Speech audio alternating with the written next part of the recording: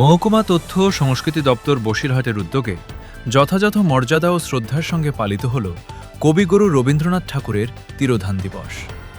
Basirhat town হলে আয়োজিত এই বিশেষ স্মরণ অনুষ্ঠানে কবিগুরুর প্রতিকৃতিতে পুষ্পার্ঘ্য নিবেদন করে শ্রদ্ধা জানানো হয়। অনুষ্ঠানে উপস্থিত ছিলেন মাননীয় মহকুমা শাসক, বসিরহাট সহ প্রশাসনের অন্যান্য আধিকারিক ও বিশিষ্ট ব্যক্তিরা। কথায়, গানে ও সাংস্কৃতিক পরিবেশনার মধ্য দিয়ে স্মরণ করা হয় বাংলা সাহিত্য ও সংস্কৃতির অন্যতম শ্রেষ্ঠ ব্যক্তিত্ব বিশ্বকবি রবীন্দ্রনাথ ঠাকুরকে। তার অমর সাহিত্যকর্ম, কবিতা, গান ও মানবতাবাদী চিন্তাধারা কথা অনুষ্ঠানে তুলে ধরা হয়। একক ও সমবেত সঙ্গীত পরিবেশনের মধ্য দিয়ে কবিগুরুর সৃষ্টির প্রতি শ্রদ্ধা নিবেদন করেন শিল্পীরা।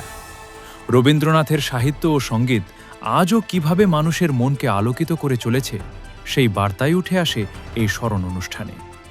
বসিরহাট টাউন হলে কথায়, গানে ও শ্রদ্ধায় কবিগুরুকে স্মরণ করার এই বিশেষ মুহূর্ত হয়ে থাকলেও সকলের কাছে আবেগঘন ও স্মরণীয়।